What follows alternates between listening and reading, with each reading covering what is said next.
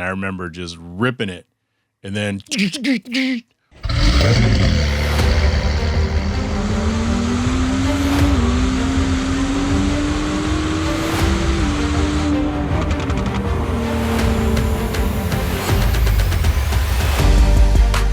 is Hard Parking, brought to you by Right Hunter and Rent Toyota out of Scottsdale, Arizona. I am your host, Jhae Pfenning, recording from my home studio here in Gilbert, Arizona.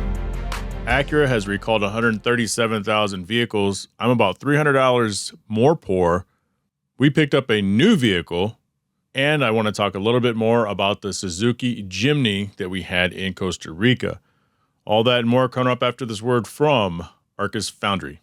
If you run a business and you're tired of juggling tools, chasing logins, and constantly feeling like the tech side of things is heavier than it should be, this might hit close to home. That tech fatigue usually shows up as an outdated website, reviews slipping through the cracks, missed calls when you're busy, or social media that's always on the back burner. Most business owners know something's off, but fixing it feels like a bigger project than they have time for. SparkForge exists to take that weight off. It handles the tech behind the scenes, helps clean up how your business shows up online, makes sure calls and messages don't get mixed, keeps reviews from slipping through the cracks, and wrangles social marketing so you don't disappear for weeks. If you're curious, there's a short discovery session, and it comes with 90 days free to actually see if it makes things easier. No pitch, no pressure, just a real conversation about what's working, what's broken, and what you can simplify. So head over to getsparkforge.ai/hardparking to get started.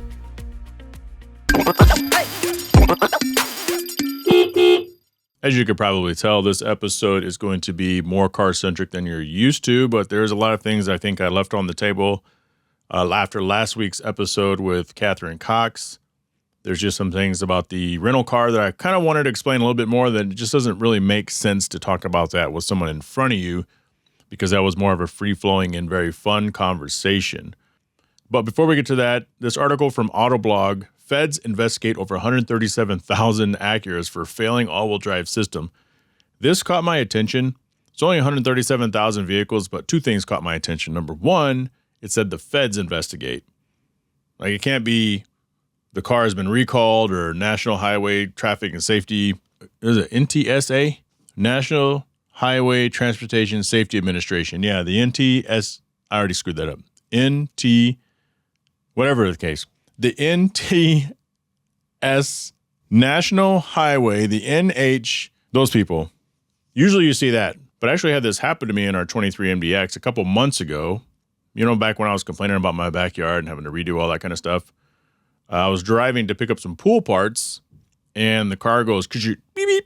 I looked down, and it said something about the all-wheel drive system has failed, and you're now using front-wheel drive. That's the only time it's ever happened to me. We've had the vehicle for 3 years. And so this article is that. What the investigation says so far, according to the Office of Defects Investigation, ODI report, the probe involves an estimated 137,329 vehicles, specifically the 2021 to 23 TLX and the 2022 to 23 MDX, which is what we had. At the core of the problem is a mechanical link between the transmission and the rear wheels. The NHTSA, there it is, says that the splines that connect these parts can foil, cutting off power to the rear axle. When that happens, the car is basically running as a front-wheel drive model, even if the badge and price tag says all-wheel drive. It only did it that one time. When I stopped the car, picked up the parts, got back in the car, it didn't do it again. Now, we had 32,000 miles on that vehicle. That's the only time. Granted, my wife put most of those miles on there, but I'm the one who drives it long distance. And that's the only time I've seen it. And I brought it up with my wife, and she said she saw it once or twice. Of course, she didn't say anything about it because that's just what they do sometimes, right? They don't say anything about a car. They, as in whoever the spouse is. But I don't know. Apparently, this was kicked off by a petition. It's too bad it had to be kicked off by a petition.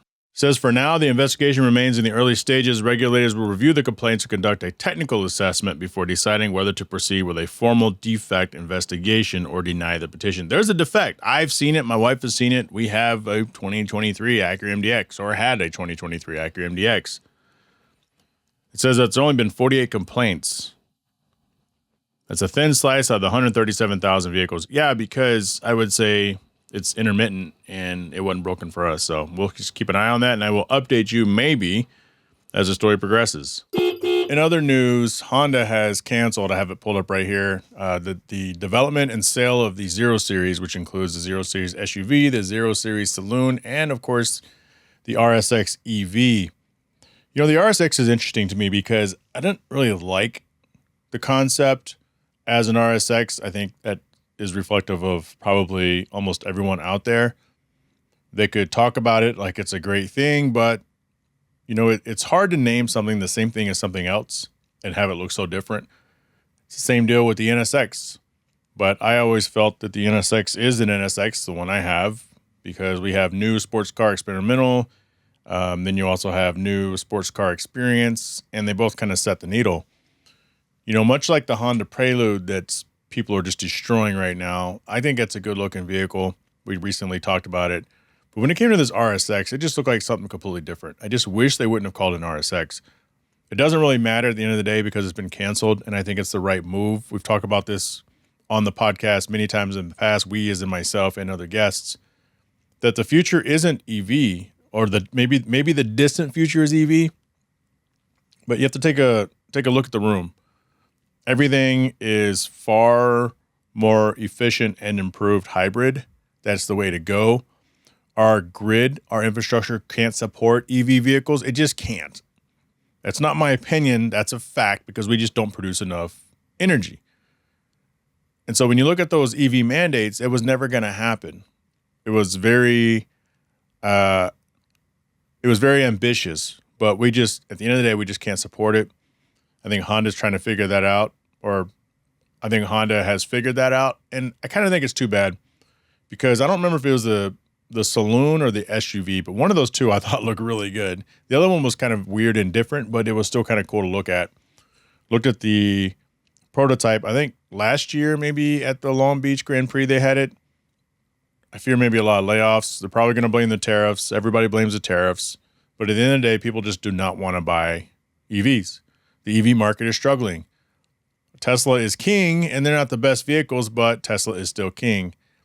And I hope maybe one day we revisit the EV market. I mean, I'm looking at them right now, the Honda Zero SUV, I'm looking at it. That's a good-looking vehicle. It's funny that rear splitter looks like my Type S NSX.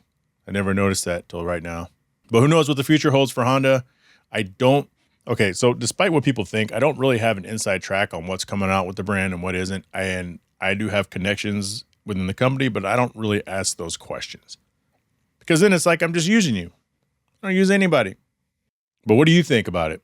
If you're listening to this, you're watching this, what do you think about this shift to cancel pretty much all their EVs, really? I think I teased this, maybe not, but I do have apparently a traffic surveillance photo, and I paid this $313 photo enforcement camera in the city of Scottsdale. I tell you what, so with these tickets around here, they say they're not tickets, but if you don't pay them, that's your ass. No city in the United States is more aggressive on these tickets, these photo radar tickets, than the city of Scottsdale. And so I already know that going into this.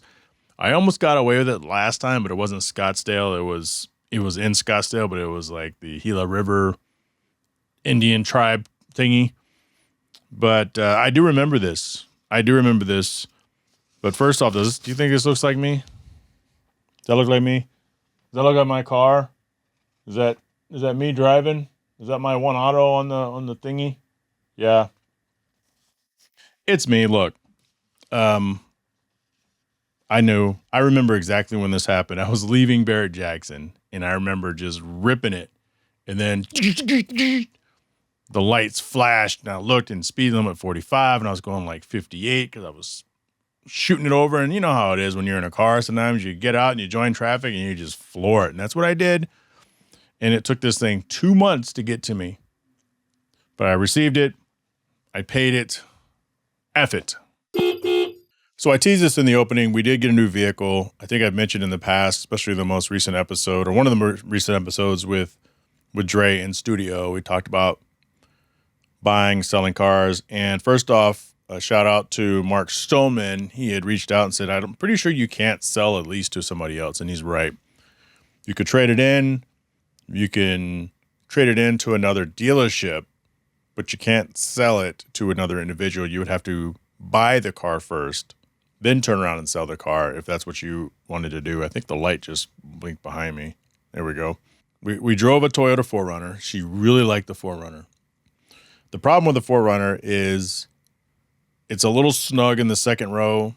It's hard to find a third row 4Runner. We could build one online. It doesn't cost nearly as much as some of the other vehicles we're looking at. I like the 4Runner. It's a vehicle I would love to have, but I just can't see my wife, as much as she liked it, I can't really see her enjoying it for more than like a few months before she started missing some of the luxury and some of the other items she was looking at. Another vehicle she drove, was the Toyota Sequoia. That thing looks like a diesel, like a semi. I love the Sequoia. We're looking at some of the Limited and some of those other ones. The turbos they have in the Toyotas are really nice. My wife really liked the interior. I was shocked. I thought the interior was just, I don't know, it just didn't seem like it's something she would like, but she really liked it. But she didn't like the price tag. And it felt like a big vehicle. But I'd take a Sequoia too. I'd take a Sequoia and a 4Runner. What we really loved was the Land Cruiser. Notice these are all Toyotas. Shout out to show sponsor, Right Toyota and Right Honda. These were all Toyotas that we're looking at. And we really liked the Land Cruiser. But the problem with the Land Cruiser is it does not have the third row. For the 5 or 6 times a year that my wife's going to use it, she really wants to have that 7-passenger. Actually, probably more. I give her shit to say it's 5 or 6 times, but I bet you it's a couple dozen times. Or you just want to use that extra space. And if you don't have it, you can't use it. Right? So that pretty much that just completely eliminated the Land Cruiser. In comes the Lexus GX 550. That is a badass looking car. The problem with the Lexus is you can't spec it online.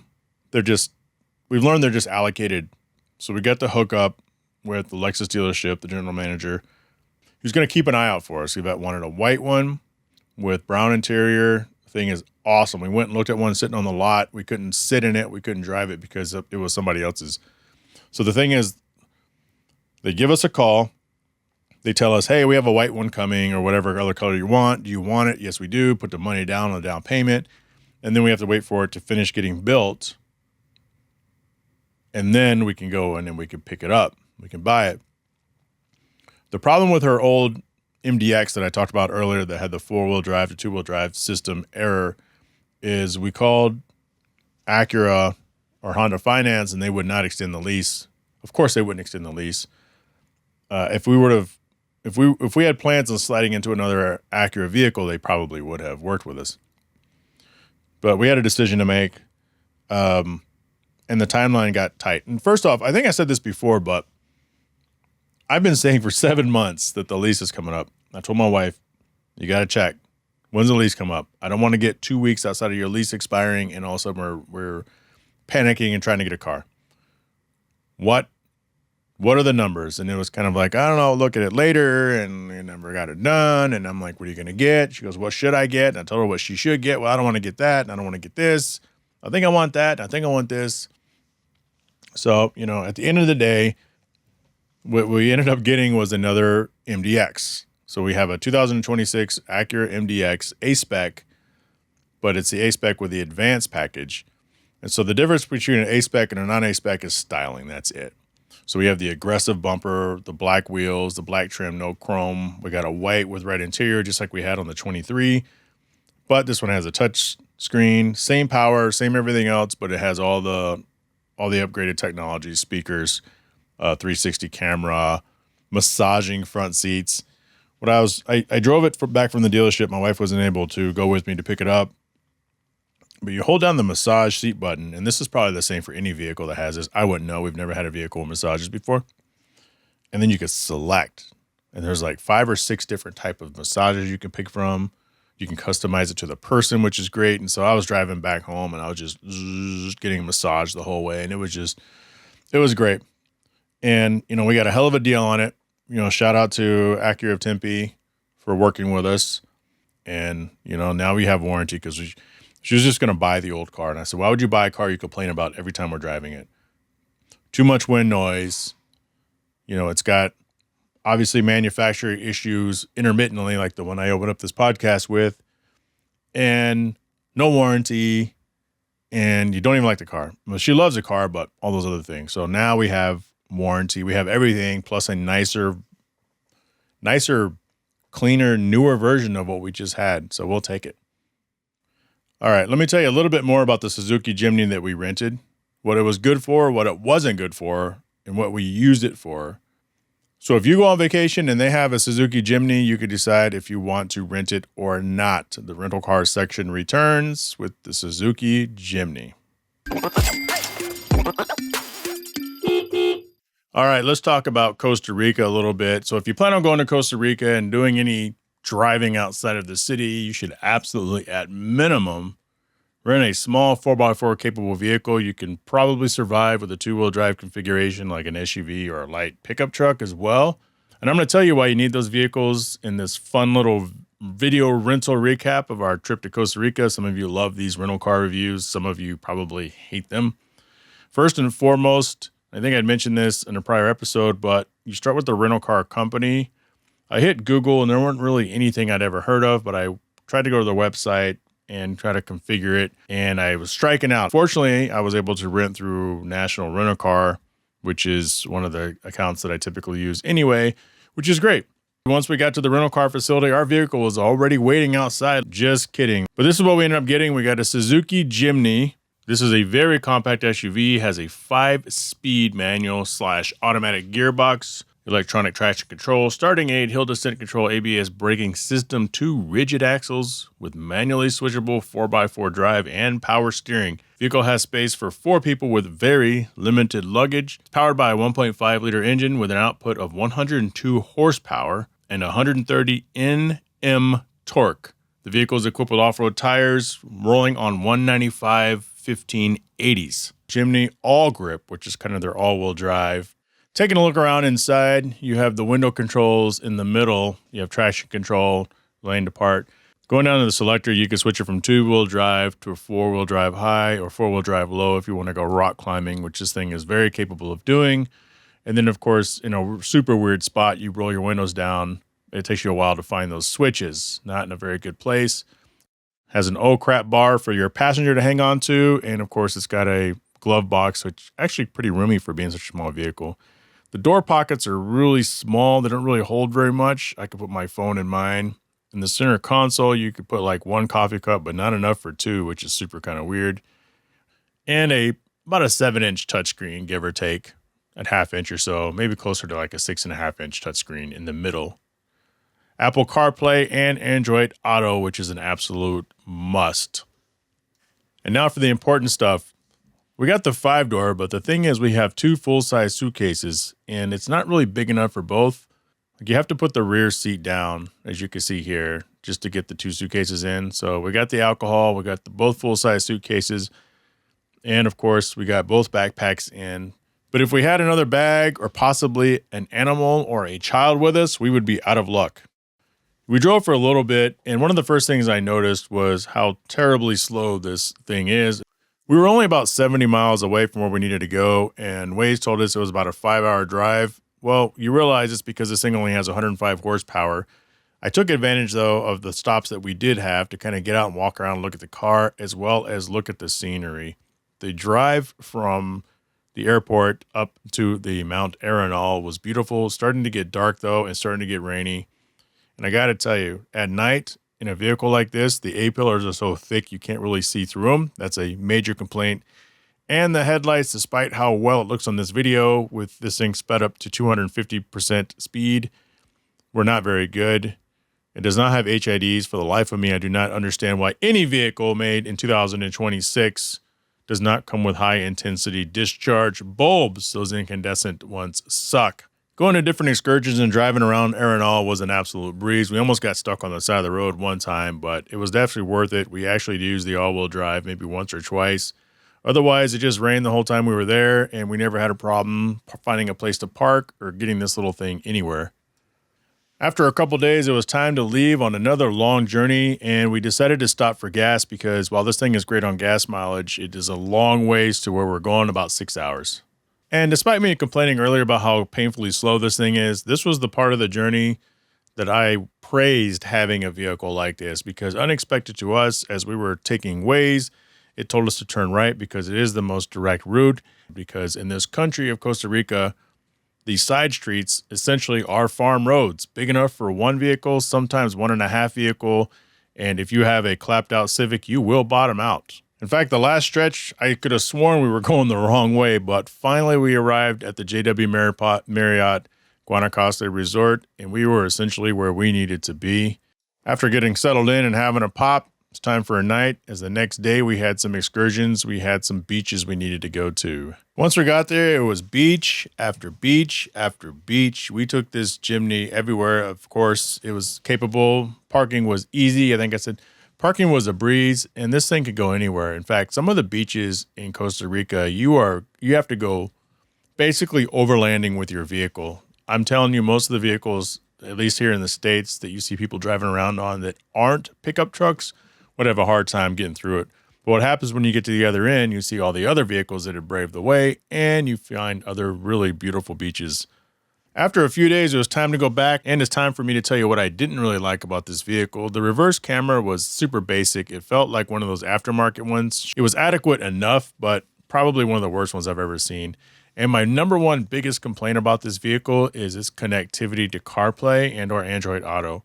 Sometimes when you start the car, it can take the Suzuki startup screen 2, sometimes 3 minutes to kick on and initiate. So you're just sitting there in the hot car waiting for the maps to turn on so you can know exactly where it is you're going. It's a minor thing to complain about, but you might be in a country where maybe you want to buy a Suzuki Jimny. This could be a very frustrating thing for you. In fact, I sat there and I waited and timed it, and it got hot, and eventually I turned the car off and back on a few times, and the display kicked back on. So that's something you may want to pay special attention to if you decide to rent a Suzuki Jimny. Last but not least, and this has nothing to do with the rental car, but if you are going to Costa Rica and you plan on driving back to the airport, make sure you give yourself plenty of time, because if traffic stops you, you could be in for a very long day. I mean, guys, at the end of the day, would I rent the Suzuki Jimny again? I got to tell you, I went from hating this vehicle when I first rented it to absolutely loving it when I got done with it. And I didn't know when I rented it, it was only like 105 horsepower, which made all the sense in the world, because I'm sitting there driving this thing on the highway thinking, man, this thing isn't much quicker than my K car. Most of the roads, at least where we were at, were not major highways. They were just side streets, 2 lanes, sometimes dirt roads, farm roads, like you've heard me say earlier. That annoying CarPlay initialization screen is one of the things that just drives me absolutely batty. I wouldn't buy the vehicle, but I think if I ever read someplace where I'm going and it says you need to rent a 4x4 vehicle, I would have no reservations about renting one of these again. Again, it is really small, so if there's 2 people, then you have 2 full-size luggage and 2 backpacks. Not a lot of room.